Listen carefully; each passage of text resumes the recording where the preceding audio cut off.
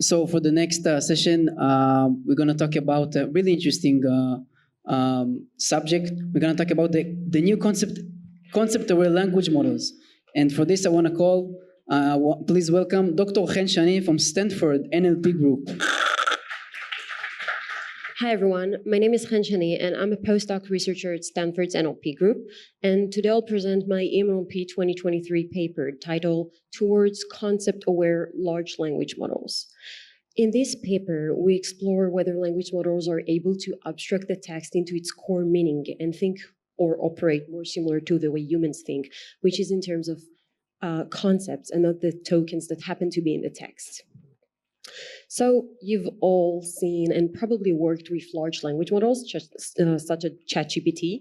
And these text generators are pretty impressive. They basically transform most of the industries nowadays. But they're still not perfect as they fail to abstract the text into its core meaning. So let's take a step back and talk about the most common objective functions used for training large language models. So we have a sentence such as, my wife gave birth last night, and then we mask part or parts of the input in this sentence, such as, my gave birth last night. Now, I will note that for autoregressive language models, similar to ChatGPT, we always mask the next token and not the token in the middle, but it doesn't matter because you can easily extend that. So the task of the language model is to predict the missing part. And we know that this should be a female entity, hopefully within a certain age range.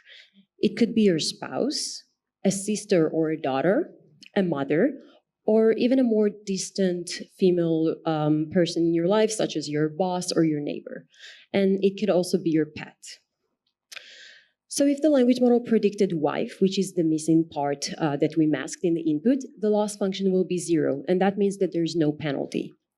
But if the problem with this self-supervised learning paradigm is that if the language model predicts good completions, such as spouse, girlfriend, mother, or sister, the loss function will treat it as a mistake.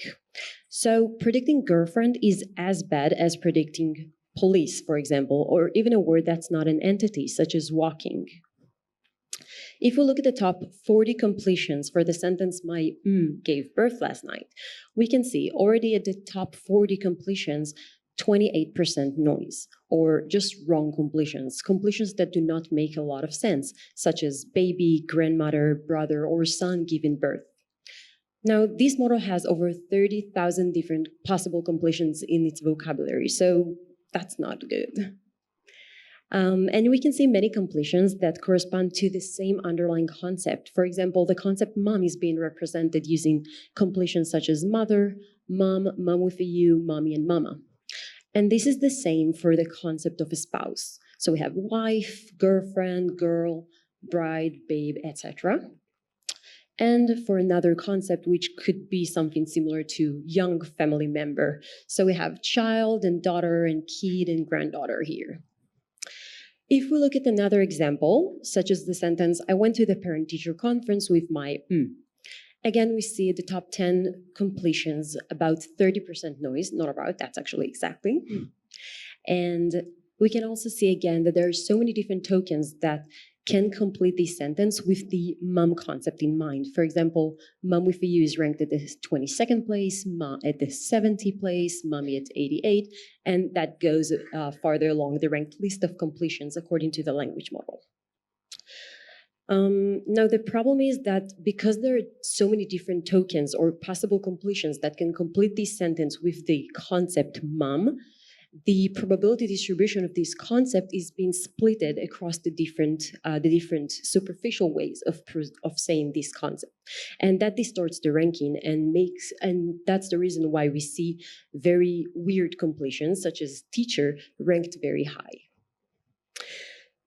I would note that this is not just a problem about synonyms. For example, we have the sentence, I can't get home for the holidays because of the And there are so many different completions that can complete this sentence with the concept of having bad driving conditions, such as snow, blizzard, weather, and slippery roads.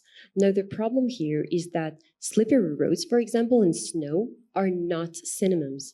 For example, you can go outside and play in the snow, but don't do that in a slippery road. So in this work, we draw inspiration from the vast literature showing the importance of concepts for human cognition for various cognitive skills, such as reasoning, learning, planning, communication, and decision-making. And we argue that some of the problems that we see in language models, in large language models, such as hallucinations, occur because they operate at the token and not the concept level. Now, tokens are words or subwords. They're the most common atomic unit for language models. For example, this is a segmented input sentence according to the different tokens in the vocabulary. And the fact that language models operate at the token and not the concept level is problematic for even the most fundamental language model task, which is text completion. And that affects, of course, their performance on downstream tasks. One token-based problem is surface form competition, where different tokens compete for the probability mass for the same concept, distorting the ranking. And that's very similar to what we saw with the mom concept. So we have several superficial ways to represent the same concept, and they compete for the probability mass. So these examples help us define a concept as a set of tokens that should be clustered together to convey about the same meaning given a certain context. And this context dependency actually makes it a really hard task because we cannot rely on any static knowledge graphs or such as Wikipedia or any external knowledge sources that are static. And also concepts have hierarchy. For example, we know that mom is a type of parent and parent is a family member. So in this paper, we ask 3 research questions. We first investigate whether language models capture human concepts and to what extent they match human organization of concepts. Due to lack of time, I will not show this analysis, but the main conclusions are that large language models' understanding of human concepts is very limited, noisy, and inconsistent. And then in research question number 3, we ask, how can we make large language models be more concept aware, operate at a level that is a bit more human-like? To do that, we present our proof of concept implementation of a post-processing method that shifts any off-the-shelf language model from the token to the concept level. And ever since, well, it's been a while, we published it in December 2023. Ever since we worked on tackling this problem of concept awareness in language models across different angles. So there's a lot more concept-related works that are currently ongoing. So we have an input, such as I went to the parent-teacher conference with my And then we paraphrase this input. We basically create different augmentations, different sentences that represent the same meaning, such as a parent-teacher conference attendee, I went with my We extract the top K completions according to the input language model that we chose to use. And then these completions should overlap because these are the completions for sentences that are very similar for augmentations. So we have parents here and here and here. We use that in order to remove noise, to increase the signal-to-noise ratio. And we basically drop sparse completions such as instincts, gut, heart, education, job, research, etc. And then once we did that, we take all of the completions that survive this filtering phase and we extract their contextual embedding using the language model. So we extract the embedding of mother conditioned on the input sentence, I went to the parent-teacher conference with my mother, for example. And then we cluster these completions to form concepts. Now, these clusters would ideally be very similar to the concepts humans have in mind. And then, of course, we rank them, so we created our own function to do that, but I will not go into details now. And this is our output. We use an agglomerative clustering algorithm. So that means that every data point, every leaf is just one data point. And then we can set this threshold for similarity for different data points to be clustered together. So here you can see our clusters.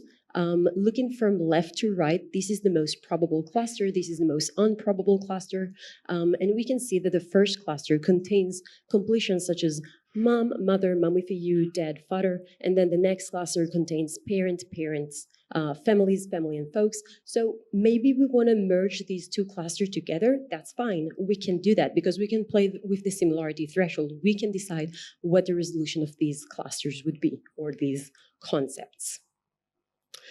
So we implemented this proof of concept using BERT, which is still very popular and very strong in terms of language models. Now, the reason we chose BERT as a starting point is because unlike ChatGPT or even Llama, it's completely open sourced. Not only we have access to the model itself, to the weights, we also have access to its training code and data for training, of course. So this is the difference between the output of BERT and the output of our post-processing method. BERT will output a probability distribution over different tokens in its vocabulary. And concept BERT, which is again our post-processing method, outputs a probability distribution over different clusters of tokens, which are ideally concepts. We evaluated our approach on the dataset contains prototypical situations, such as I bought milk, eggs, sugar, and cream to make a And this was our annotation scheme because we wanted to make sure that we match human intuition. So we presented human annotators with the input sentence and a possible completion, and we asked them whether it is likely, ranked as 1, possible but unlikely, ranked as 0.5, or doesn't make sense, ranked at 0. We then aggregated across the different annotators and across the different sentences in our dataset, and here we can see human ranking of our completions. In this specific place that I marked here and here, we can see human score or average score for the first completion, the completions that were ranked highest. And here we can see for completions that were ranked at the 10th location, because we wanted to look at the top 10 completions according to all of our models, both of them.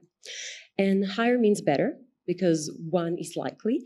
We can see that concept BERT, which is our post-processing manipulation transformed on BERT, is actually better across the board. We don't have time for that, but we have a lot more cool analysis you can check out. To conclude that, language models don't capture human concepts very well, but it is possible to increase the signal-to-noise ratio. We can improve them and make them match human intuition better in about 20 to 40% more than without our manipulation, even without training the language model any farther. And then in terms of doing that with training, the answer is yes, we can do that. We're just getting started. We started talking about that in the paper that I mentioned here in the EMNLP paper, but we're actually implementing things now, like literally now I have students working on that, and it seems like it's working. So tokens are not concepts, and concepts play a pivotal role in many high cognitive abilities. And because language models struggle with human concept, we wanted to see whether it makes sense and whether it's possible to improve that. It is possible, and if you're interested in joining, we have so many interesting ideas. Please come reach out. Thanks.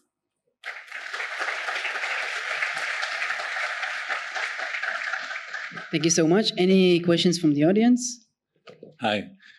Can you use this approach to classify domain-specific words, like unique words, since its concept is coupled with those words? You mean rare words? Or? Yeah.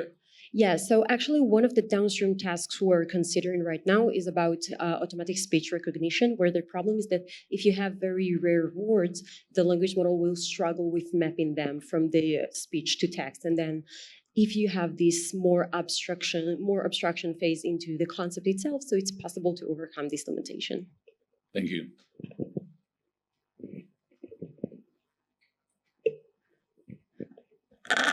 Somebody else? We have here. Thank you. If you were to apply the same method to the last token, whether it's still in BERT or in GPT-3, whatever, sometimes the token you need to generate is ED, for example, at the end of the world, regressed.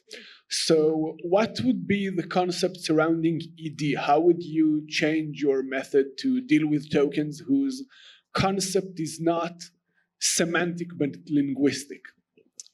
That's an interesting question. So one approach to overcome that, which is kind of manual, is to just exclude that from the analysis and not merge it into a concept. But I would assume that our method would actually merge it with similar concepts, just like the word end or finish. But it would be interesting, and I think that if we want to make something which is a bit more applicable, so we wouldn't do that. We just use it differently. We have time for one more question. Yes, last question, please. Hi, thanks for your work. If I understood correctly, the post-process happens for each new sample, like it performs, I don't know, 10 variations for each sentence, like for each new sentence again and again, right? Yeah, Is it possible to do this kind of process in a static manner, like pre-compute the clusters? It probably won't work as great, but pre-compute the clusters beforehand for a lot of that work on average well enough for a lot of different sentences, perhaps to accelerate this kind of process. it's possible to do that. The problem is that you kind of neglect the context dependency of concepts, because if we have the my gave birth last night example, so it could only be a female entity. But then when you talk about the conference teacher, the parent-teacher conference example, so mom and dad should be merged together, but not when you talk about who gave birth last night. So the problem is that you kind of neglect that information. However, it's still possible to make this assumption. It will make it noisier, but that's actually something we do for the training process in order to accelerate things. Thank you so much. I can see you all very eager about the subject. So if you have more questions, you can approach to Chen that gonna sit somebody here, right, Chen? This is Chen's website. You can contact with her. Thank you so much for Dr. Chen Shani.